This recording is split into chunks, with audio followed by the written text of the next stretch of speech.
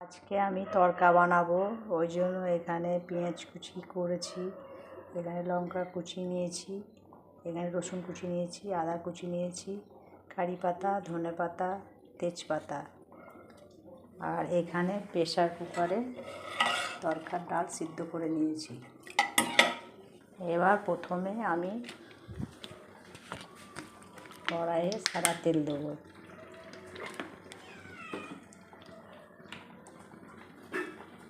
কড়াইটা গরম হয়ে যাওয়ার পরে আমি এখানে দুটো ডিম ফাটিয়ে দেবো।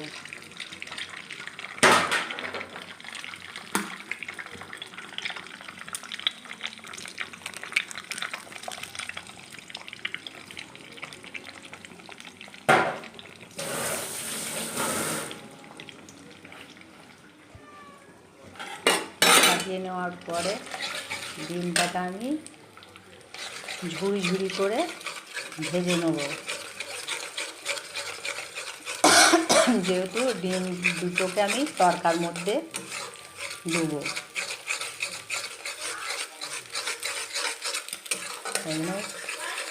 ডিম দুটোকে আমি ভালো করে নাড়িয়ে ডিম দুটোকে আমি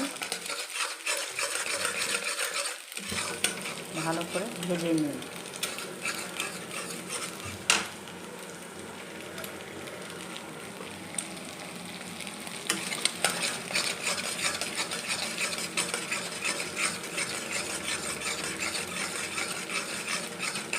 দেখো আমার ডিম প্রায় ভাজার মতো হয়ে এসছে, কিন্তু একটু ভালো করে ভেজে নিতে হবে, নইলে ডিমটা যদি একটু হালকা ভাজা হয় তাহলে তড়কার মধ্যে ডিমটা আস্তে আস্তে গন্ধ করবে।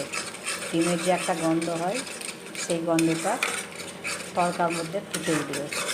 ওই জন্য ডিমটাকে আমি ভালো করে নেড়ে তড়কার জন্য তৈরি করছি, যাতে গন্ধটা না আসে। এবার প্রায় আমার ডিমটা ভাজা হয়ে গেছে। এবার আমি ডিমটাকে একটা জায়গার মধ্যে তুলে নেব, তুলে রেখে দেবো। ঠিক আছে, দাঁড়াও এক সেকেন্ড, তুলে নেব। এবার ওই কড়াইয়ের মধ্যেই আমি আবার তেল দেবো। ঠিক আছে,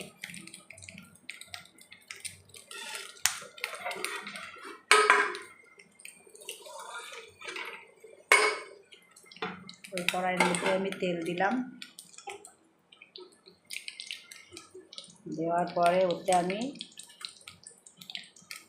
দুটো তেজপাতা দিলাম,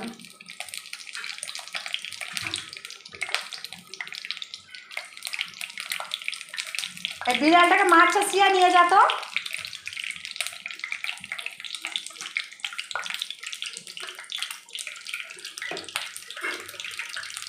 তেজপাতা দিলাম, তেজপাতা দেওয়ার পরে দু চারটা সাদা জিরে দিলাম,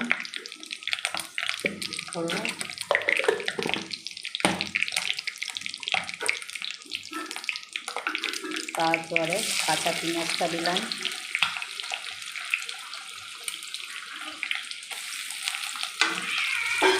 দাঁড়া দেখ তো সিয়া,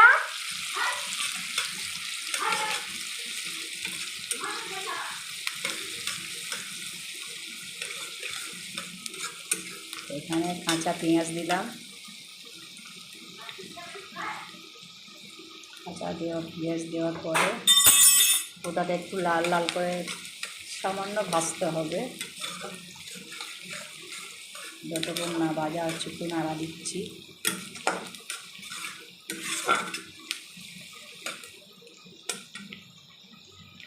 জানি না তোমরা কীভাবে কেমনভাবে তড়কা করো, সবাই তড়কা নিশ্চয়ই বানাতে জানো, আশা করি সবাই জানো, প্রত্যেকেই বাড়িতে বানাও। হয়তো আমি একটু অন্যরকম বানালাম, বা কোনটা কম হলো কোনটা বেশি হলো একটু বলবে। সবাই তো এক রকমের বানায় না, অনেকেই অনেক রকম পদ্ধতিতে বানায়। এটার পরে আমি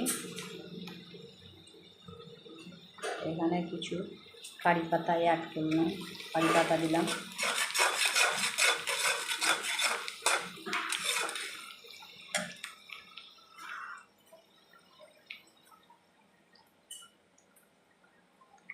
কারি পাতা দিলাম।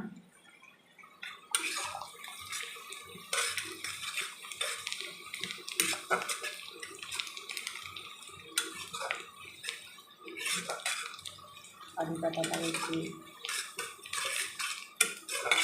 লাল করতে হবে।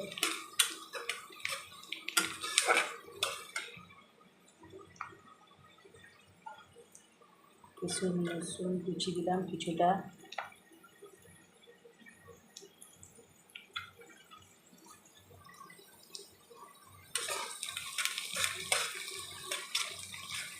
রসুন কুচি দিলাম,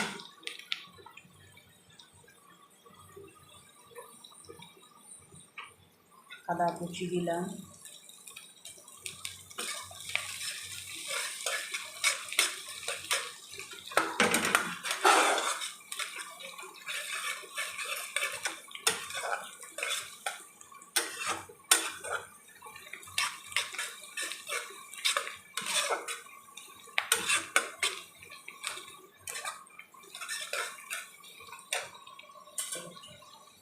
সিয়াটা বললাম তো শুনতেই পেল না।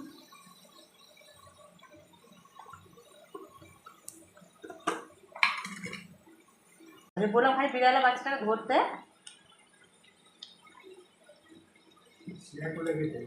ওই রকমই। কেন হলুদ গুঁড়ো দিলাম,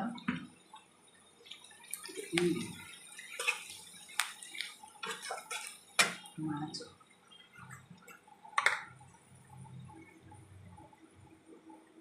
লঙ্কা গুঁড়ো দিলাম,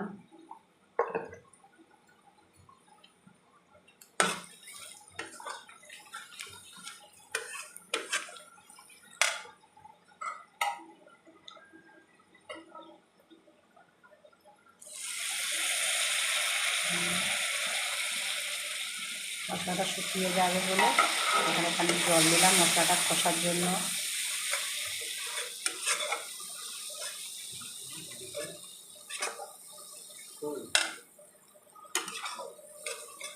হালকা একটু জল দিলাম মশলাটা জল নাড়া দেওয়ার জন্য, নইলে মশলাটা শুকিয়ে যাবে।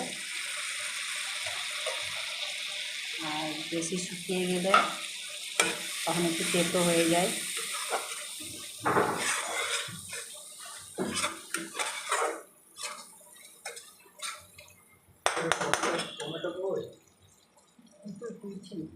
টমেটো নাই, তাহলে শেষ হয়ে যাচ্ছে।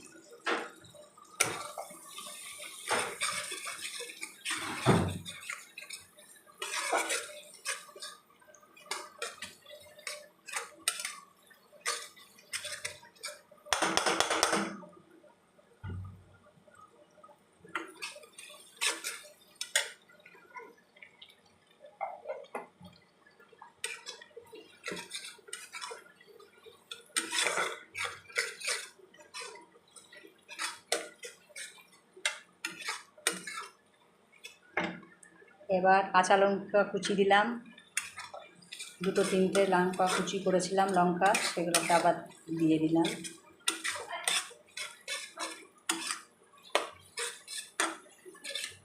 আমার ভালোভাবে মশলাটা কষানো হয়ে গেছে, তেলও ছেড়ে গেছে মশলা থেকে, পুরো বোঝা যাচ্ছে।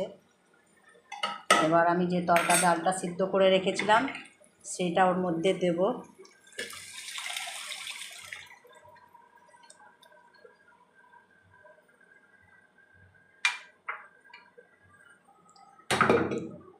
এখানে দিয়ে দিলাম তরকার ডালটা, সেটা সিদ্ধ করে রেখেছিলাম। এবার একটু ভালো করে ফুটতে দিতে হবে। স্বাদ অনুসারে নুন দিতে হবে, নুনটা দিইনি এখনো পর্যন্ত। স্বাদ অনুযায়ী একটু নুন দিতে হবে। যে যেমন নুন খাও সেরকম নুন অ্যাড করবে।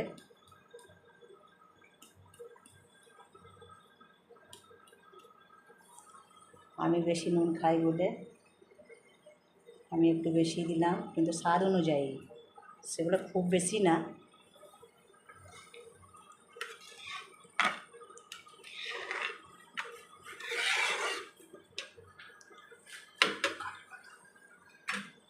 এখানে ধরো লাইটটা খুব বেশি নেই বলে বুঝতে পারা যাচ্ছে না কালারটা।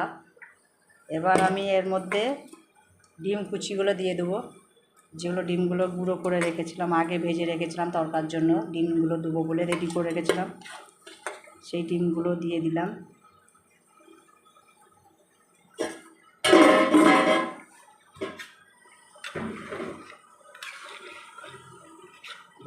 আর দিয়ে দিয়েছি। দেখো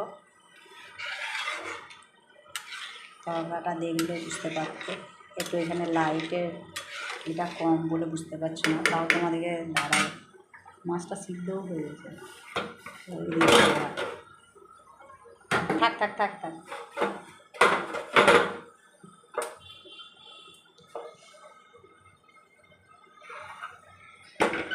দেখো তারপর কালারটা আমি আর একটা গ্যাসে চেঞ্জ করে নিলাম।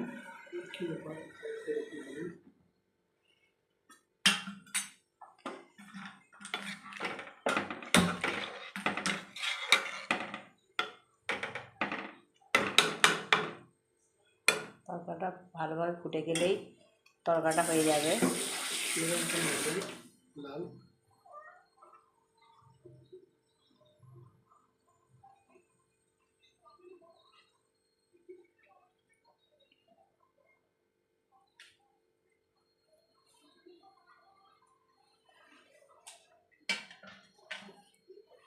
এখানে ধনেপাতা কুচিটা উপর দিয়ে দিলাম।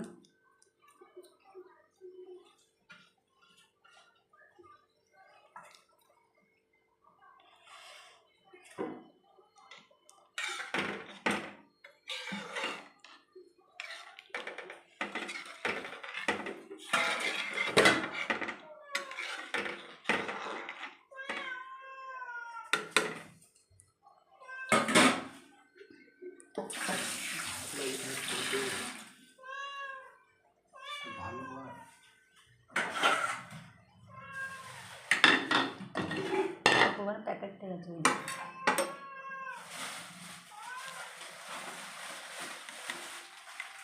এটা দিয়ে দেবো,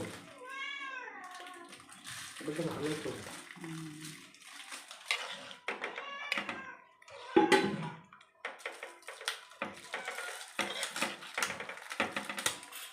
এখানে আমার তরকা রেডি হয়ে গেছে।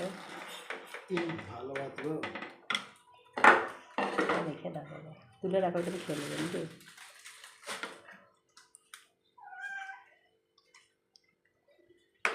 দেখো পরের তরকাটা তুলে দেখাচ্ছি। এখানে আমার তরকা একদম কমপ্লিট রেডি হয়ে গেছে।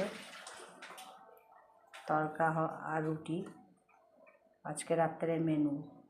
রুটিটা এখনও বানাইনি, বানাবো। তরকা আমার রেডি হয়ে গেছে। রুটি তরকা কমপ্লিট। দেখো তরকার রঙটা কীরকম হয়েছে, সবাই জানাবে কেমন হয়েছে। আমি তো আমার মতন করলাম, তোমরা একটু জানাবে কমেন্ট করে কেমন হয়েছে।